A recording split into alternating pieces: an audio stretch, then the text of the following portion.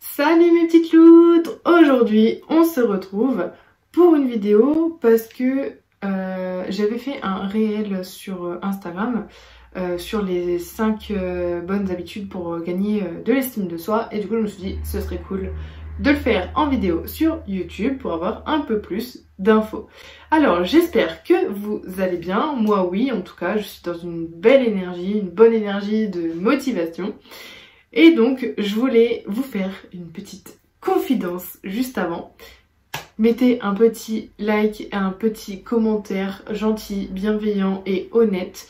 Ça m'aide à me faire référencer sur YouTube, le partage également. Et en plus de ça, ça m'aide aussi à me faire référencer sur Google. Par exemple, si vous vous abonnez à ma chaîne, Google va pouvoir voir le nombre d'abonnements que j'ai sur ma chaîne YouTube et mieux me référencer sur le moteur de recherche.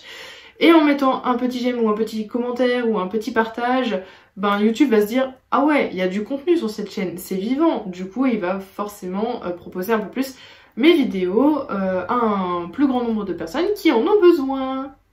Sur ce, n'hésitez pas également à activer la petite clochette. Ça vous permettra de savoir quand est-ce que je poste des nouvelles vidéos et vous serez directement informé. Vous pourrez cliquer dessus et hop, la petite vidéo apparaît de moi.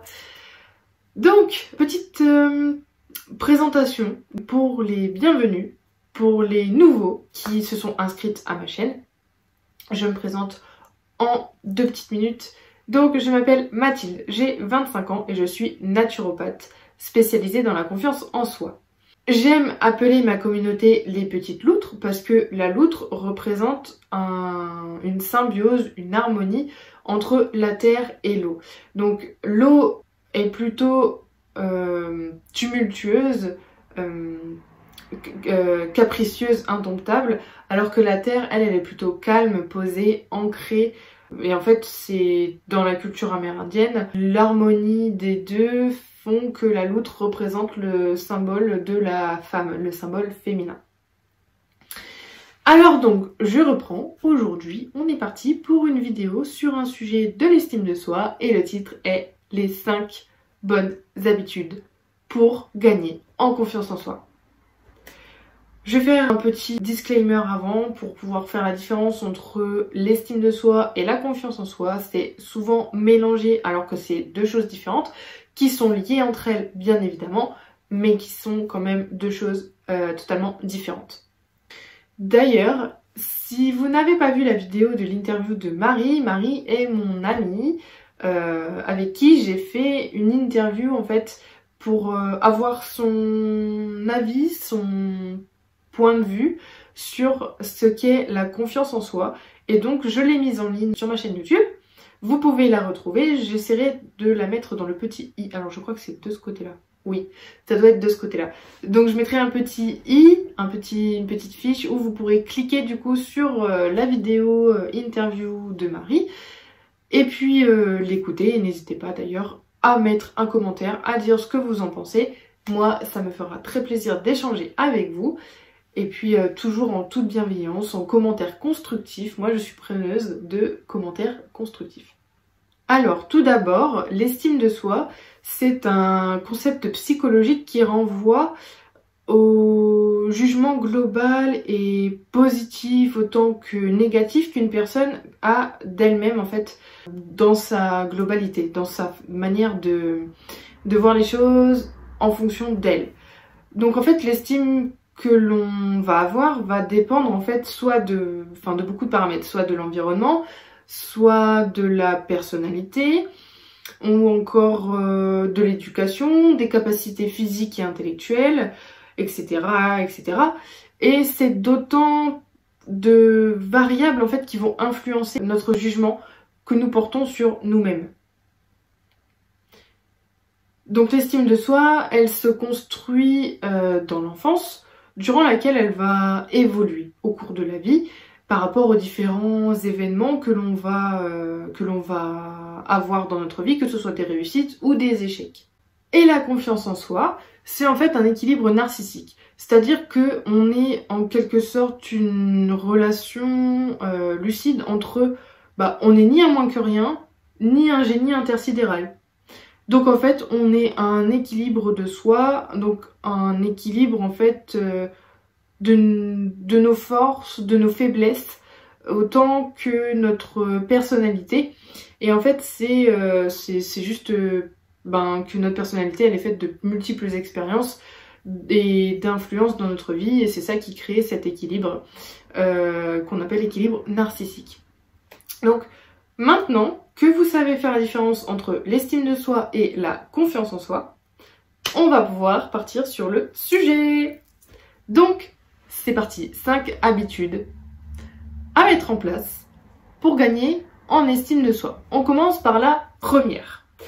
Donc la première habitude en fait, c'est d'arrêter d'attendre, d'enfin passer à l'action pour éviter d'attendre en fait le bon moment, c'est clairement ça. Donc ne pas attendre d'avoir confiance en soi, c'est ne pas c'est prendre en fait conscience de ses capacités, prendre conscience de ce qu'on est capable de faire, de mettre en place des actions qui vont pouvoir nous permettre d'avoir des résultats.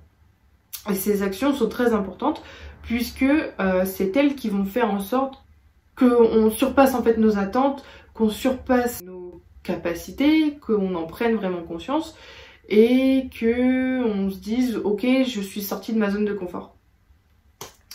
Par exemple, si tu te trouves grosse avec des kilos en trop, ça c'est ton avis, et bien en fait tu vas commencer par revoir ton alimentation. Tu vas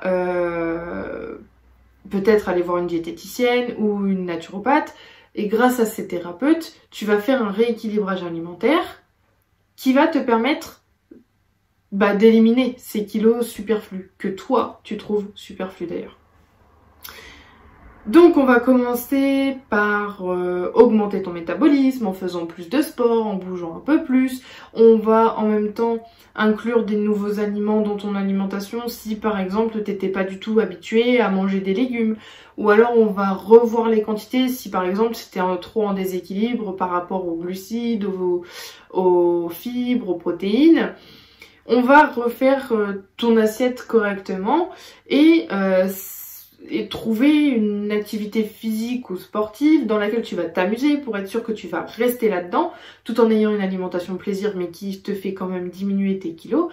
Et c'est le fait d'être passé à l'action comme ça avec une activité physique ou sportive qui te plaît et une alimentation qui te plaît qui vont être du coup ces deux actions principales pour ton objectif à la fin de perdre des kilos. Mais comme ce sont deux objectifs, deux actions qui sont vraiment liées à ton plaisir à toi, forcément le résultat à la fin il va être probant, il va être vrai, il va te convenir, il va te plaire puisque tout ce qui aura été travaillé en amont pour réussir cet objectif là que tu t'es fixé avec soit la diététicienne soit le naturopathe,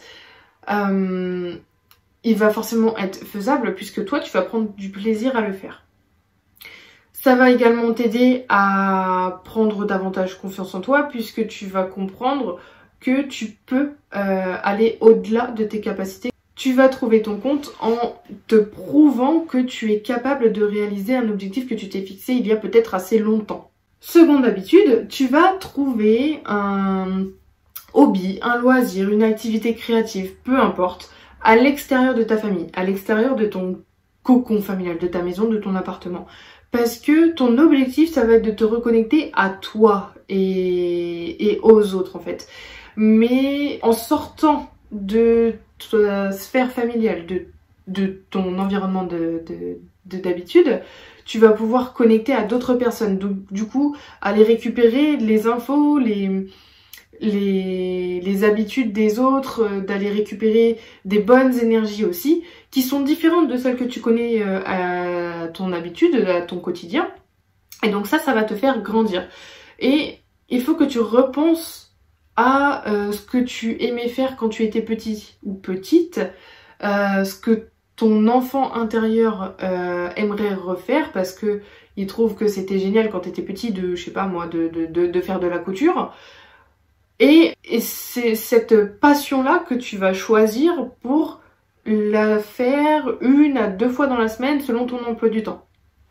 C'est cette activité-là que tu vas pratiquer pour te reconnecter à toi, pour en apprendre davantage sur toi. Par exemple, du coup, je te disais tout à l'heure, la couture. Par exemple, donc t'aimes customiser tes fringues, tu aimes créer tes propres vêtements, tu aimes créer des petites pièces, genre une trousse à maquillage ou autre, et tu n'oses pas le faire parce que avant tu pouvais le faire, mais là tu te dis ouais j'ai pas le temps, nanana, bref. Mais en fait fais-le. Fais-le parce que tu le fais pour toi, tu le fais pour ta propre évolution. Donc profite en fait de ce loisir pour te créer tes propres vêtements parce que tu sais que tu aimes ça et parce que tu n'as pas envie peut-être que toutes les personnes portent les mêmes vêtements que toi. Et soit c'est grand bien t'en face, c'est la meilleure des choses pour construire ta personnalité, t'affirmer et en même temps trouver un équilibre avec un bonheur qui ressort de ces activités qui te font du bien en fait, qui te boostent, qui te motivent, qui te sortent un peu du quotidien et qui te font aller beaucoup mieux.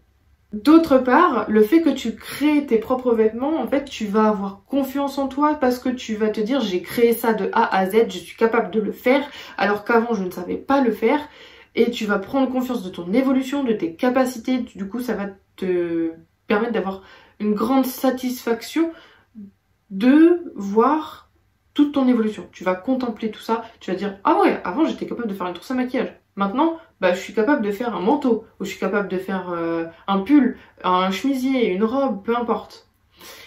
Et ça va te permettre de porter un nouveau regard sur toi parce que en plus tu vas te créer des pièces qui vont te mettre en valeur puisque tu vas les faire sur mesure.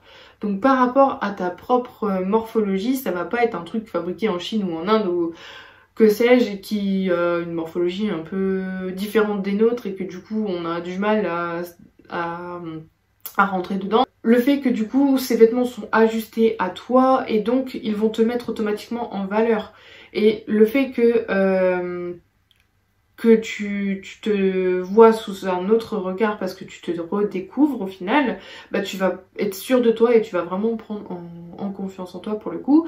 Et tu vas mieux t'évaluer, du coup tu vas mieux t'estimer. Troisième habitude, s'entourer de bonnes personnes. Je le dis jamais assez, mais en fait nous sommes la moyenne des 5 personnes que nous fréquentons le plus. Et si on fréquente des personnes qui sont relativement négatives, néfastes pour nous, bah on va devenir la somme de ces 5 personnes néfastes pour nous, négatives pour nous. Donc on va devenir nous-mêmes négatifs et toxiques pour nous. Donc c'est pas le but si on veut pouvoir évoluer. Si on veut stagner, bah pourquoi pas. Mais bon, c'est pas trop le but dans une vie, à mon humble avis.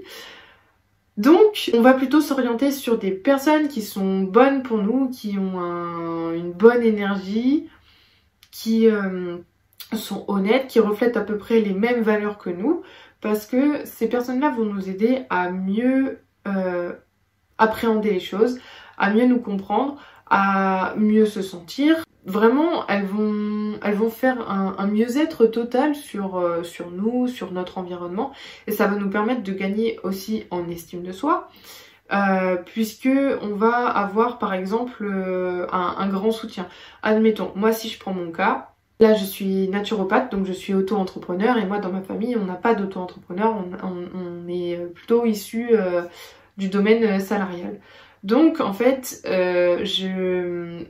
j'ai la chance d'avoir ma famille qui me soutient et du coup cette famille qui me soutient me permet de prendre de la force, de prendre davantage confiance en moi, prendre davantage conscience de mes capacités pour pouvoir aller de l'avant et pouvoir faire ce que j'ai envie, pouvoir peaufiner mes projets et les amener, les aboutir, les amener à leur étape de réalisation suprême. Et bah mine de rien, heureusement que j'ai cet entourage bienveillant et positif, que j'ai mes amis aussi qui me soutiennent et qui me comprennent et qui m'aident. Quand par exemple je sais pas trop quoi faire, que j'hésite entre 2, 3 choses, ben, je peux leur demander, il n'y a pas de souci, elles vont me donner leur avis. Et c'est ça que j'apprécie parce que mon but n'est pas de tout faire toute seule, parce que quand je fais tout toute seule, des fois j'ai trop la tête dans le guidon et je me rends pas compte des choses, j'arrive pas à prendre du recul, et ces personnes-là sont là pour m'aider à prendre du recul. Et c'est pour ça que son entourage est vraiment important, et c'est pour ça que j'ai fait un énorme tri aussi ces 2 dernières années sur les personnes que je veux fréquenter, les personnes que je veux voir, les personnes avec qui je veux encore communiquer. Et c'est vraiment ces décisions-là qui m'ont aidé à devenir la personne que je suis actuellement et à gagner encore davantage en confiance en moi, davantage en estime de moi, et pouvoir concrétiser vraiment tous mes projets. 4e habitude, chercher du soutien spirituel, que ce soit un guide spirituel, un mentor, que ce soit dans la religion. En fait, le but c'est de pouvoir débloquer ses pensées et lever en fait les blocages émotionnels, enfin tout type de blocage lié du coup à son enfance, à son vécu, à ses expériences. Et en fait, quand on se tourne vers ce genre de choses, c'est que on se dit on veut passer à un autre cap, on veut aller à un autre stade de notre vie, à une autre évolution, et c'est ça qui nous permet vraiment de pouvoir faire un grand pas, de pouvoir sauter une falaise, construire un pont, peu importe la vision que vous avez, la métaphore que vous utiliserez, mais c'est vraiment ça en fait, c'est pouvoir aller vraiment plus en profondeur des choses, aller creuser davantage. Et parfois en fait on broie du noir, on tourne en rond, et si on n'arrive pas à trouver la chose qui nous bloque, etc., bah le mentor ou la religion ou le coach ou le guide spirituel, peu importe ce qu'on a choisi, il va vraiment être là pour nous poser les bonnes questions et nous faire comprendre que bah, c'est peut-être à cause de cette situation-là qu'on arrive à tourner en rond et à broyer du noir en fait. Et si on n'arrive pas à s'en sortir, ça va faire un cercle vicieux et on va jamais réussir à passer outre, et on va jamais réussir à évoluer, à passer à un stade nouveau, à muer. Un peu comme un serpent, tiens, justement, où ben, il va venir... à un moment donné, il se sent étriqué dans sa peau, dans son... Ouais, dans sa peau en fait. Et du coup, il va se dire, ok, vas-y, c'est bon, c'est le moment, on s'en débarrasse. Donc, en fait, il va se dire, ah, je suis trop serré. Allez, on fait la petite mue là, touc. Et après, il s'extirpe. Et là, il est tout beau, tout neuf, tout nouveau. Et il a laissé derrière lui tout ce qui le bloquait, tout ce qui le gênait. Donc c'est un peu comme ça que je le vois. En fait, le guide spirituel, il va vraiment être là pour justement faire cette mue, nous débarrasser de vraiment ce qui nous pèse, ce qui nous empêche de réaliser des choses, de pouvoir mettre en place tout ce qu'on a envie. Et c'est un point hyper positif. C'est une transformation, c'est une mue, c'est une évolution, une métamorphose même si vous voulez. Et c'est vraiment ça qui va permettre de vraiment aller plus loin dans sa vie, de pouvoir trouver des solutions à notre problème actuel, à nos blocages actuels. Si on prend l'exemple d'un coach, si on est suivi du coup par un suivi de coach, on va en fait aller voir ce coach, ou alors on va lui envoyer des messages si on a la possibilité de lui envoyer des mails ou des messages ou peu importe, ce que sais-je, et on va lui expliquer notre problème, et on va peut-être avoir uniquement par message des retours, ou sinon peut-être que le coach va nous appeler et va nous poser des questions pour pouvoir cibler le problème et pouvoir le transcender, pouvoir le prendre et le mettre hop à la poubelle. C'est pareil avec un psy, par exemple, si vous voulez pas de suivi avec un coach, ou si vous n'avez pas la religion, que vous n'êtes pas croyant, ou que vous n'utilisez pas les arts divinatoires, vous pouvez aller voir un psy qui va vous poser des questions, qui va vous faire parler et vous mettre en relation avec les différentes choses qui vous bloquent, et vous pourrez travailler dessus. Si vous êtes plutôt du style art divinatoire, vous allez pouvoir poser des questions à soit à votre oracle, soit à votre tarot, soit à vos pierres, soit à vos runes, peu importe. et vous allez pouvoir trouver des réponses à vos questions par cet intermédiaire-là. Si vous êtes croyant, vous allez pouvoir aller adresser une prière à votre Dieu et vous allez pouvoir lui poser des questions, lui demander son aide pour pouvoir résoudre vos problèmes. Et enfin, cinquième et dernière habitude, oula, il fait tout sombre. Je suis désolée, c'est parce qu'un coup il pleut, un coup il fait beau, donc j'essaye d'avoir un éclairage à peu près homogène, mais c'est pas forcément évident. Bref, donc cinquième et dernière habitude, donc c'est de te confectionner une garde-robe qui te met en valeur, dans laquelle tu montres que tu existes et que tu sors un peu du lot, que tu es présente et que tu es toi. Je m'explique. Le fait d'avoir une garde-robe qui te met en valeur, dans laquelle tu te sens bien, dans laquelle tu te sens présente, dans laquelle tu t'affirmes, dans laquelle dès que tu entres dans une pièce, on sait que tu es là, sans être ridicule et offensant, en fait, tu vas pouvoir montrer des branches de ta personnalité via ce style vestimentaire qui te correspond à toi et qui t'est propre. C'est-à-dire qu'en fait, via les vêtements, on va pouvoir s'exprimer, on va pouvoir laisser libre cours à notre imagination aussi, en mixant des pièces et en faisant de nous notre propre style, notre propre pub un petit peu. Et en fait, les gens ont plutôt une tendance en fait à juger de prime abord sur le physique. Et donc, le style vestimentaire est important parce que ça véhicule de nous ce que l'on est. Je m'explique. Par exemple, si je vais à un entretien d'embauche, si je m'habille un peu comme Madonna dans les années 80, donc cheveux piouf, maquillage à outrance, des barésilles de couleur rose fluo, une jupe en cuir, un top rose fluo ou violet fluo pétant, je sais pas moi encore, des énormes créoles, des cuissardes à talons aiguilles en cuir. Stop, non, en fait c'est bon, là, on est too much, mais vraiment en fait on peut pas arriver comme ça à un entretien d'embauche. Qu'est-ce qu'on véhicule comme image, qu'est-ce qu'on véhicule comme message auprès de notre recruteur? Bah, un mauvais pressentiment, une mauvaise personne, une personne qui est peut-être totalement délurée, qui n'est pas prévue pour le poste auquel on postule, enfin voilà, ça peut fuser dans la tête des personnes et du coup c'est pas du tout adapté. Si on veut un maximum de chance de notre côté par rapport au recruteur et que celui-ci se dise, ou celle-ci se dise ok, cette personne elle est faite pour le poste, on va pouvoir mettre une image de femme soignée, une image de femme élégante en fait, pour pouvoir obtenir le poste, pour être pour maximiser ses chances au plus haut point en fait. C'est ça surtout le but du style vestimentaire, surtout quand on est dans un entretien d'embauche, c'est vraiment de maximiser ses chances au plus qu'on peut pour soi. Donc on va vraiment choisir des pièces importantes, des pièces phares, des pièces simples, des pièces basiques, mais qui en jettent quand même.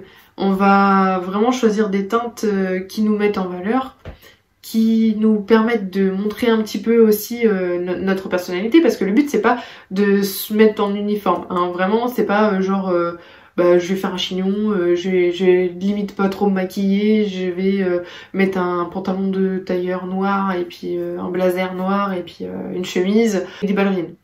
Non. On va garder notre style habituel, mais on va plutôt se diriger sur une forme plus élégante, plus évoluée, un petit peu plus chic aussi. Si d'habitude on est un petit peu dans le style cosy, etc., casual, on va vraiment se diriger par là. C'est-à-dire que on va pouvoir mettre une chemise, oui, mais pas une chemise blanche. On va choisir par exemple une chemise vert sapin ou bleu marine, camel. Ça peut vraiment être des belles couleurs qui en plus, si elles vous vont au teint, je vais y arriver, c'était compliqué ça, peuvent vraiment faire un bon coup de punch, sans forcément être trop dans l'excès. Ensuite, on peut décider soit de garder un pantalon, soit de mettre une jupe. Mais attention, la jupe doit être soit de longueur midi, soit un tout petit peu au-dessus du genou. Oh, après, si vous êtes à l'aise avec des grandes jupes, vous pouvez aussi mettre des grandes jupes. mais il faut toujours qu'il y ait une concordance entre la couleur du haut et la couleur du bas. Et en termes de chaussures, les petites bottines à talons ça peut être sympathique, ou des petites bottines plates si vous n'êtes pas à l'aise avec les talons. Il y en a des très chouettes, des petites bottines plates. Après c'est vraiment en fonction de vos goûts, mais il faut vraiment pas tomber dans l'excès. C'est surtout ça que je voulais préciser, c'est vraiment ne pas tomber dans l'excès quoi. D'où le fait que je vous ai parlé de la Madonna des années 80, parce que ça représente typiquement un style un peu olé olé et très très très osé, mais qu'il ne faut pas adopter pour un entretien d'embauche. Ça peut être bien pour une soirée et tout, je dis pas, hein. Ça peut être sympa selon le thème de la soirée, mais pas pour un entretien d'embauche. Pour conclure, c'est tout pour aujourd'hui. Je vous remercie d'avoir écouté et regardé ma petite vidéo. Mes chères petites loutres, j'espère que ceci vous a plu. Si vous voulez avoir un peu plus de contenu, n'hésitez pas à partager, liker et commenter. Ça me fait toujours de la pub de manière gratuite et je vous en remercie d'avance de 1000 façons de me faire cette petite avantage, cette grosse faveur. Et ensuite, n'hésitez pas de mettre un petit pouce bleu et de vous abonner à ma chaîne. De toute façon, je vous mets tout là, autour, je sais pas trop où c'est, enfin bref, je verrai. Et dans la barre d'infos, je vous mets tous mes réseaux, vous pourrez m'y retrouver. Sur Instagram, c'est là où je poste le plus, où je suis la plus régulière et où il y a un maximum de contenu. Sur TikTok, c'est là où je suis la plus inventive et pas forcément toujours active parce que je laisse libre cours à mon intuition sur ce réseau. J'avoue que je suis pas autant régulière et soignée et carrée que sur Instagram, ça c'est clair et net. Mais c'est un réseau sur lequel j'aime bien y aller, j'aime bien poster parce que c'est vraiment à la bonne franquette. Comme j'ai envie, je laisse vraiment mon intuition me guider sur ce réseau-là. Sur ma chaîne YouTube, du coup, vous y êtes, vous n'avez plus qu'à vous abonner. Sur mon site internet pour être au courant d'un peu plus de choses, j'y poste aussi quelques articles de blog. Et enfin, j'ai mis en place un serveur Discord sur lequel vous pouvez me retrouver pour faire des ateliers en ligne. Donc, si vous voulez faire ces fameux ateliers en ligne, je vous laisse aller voir dans la barre d'infos sur le lien de Discord. Vous n'avez plus qu'à cliquer dessus, rejoindre le serveur. Et une fois que vous avez rejoint le serveur, vous pouvez avoir accès à la plateforme d'ateliers sur lesquels en fait vous avez différents onglets, dont l'onglet News. Et là, vous avez en fait les différentes infos pour les ateliers. Et donc sur ce, au plaisir de vous revoir la prochaine fois. Et puis j'aimerais bien voir votre petite frimousse sur les commentaires pour pouvoir échanger avec vous, mes petites loutres.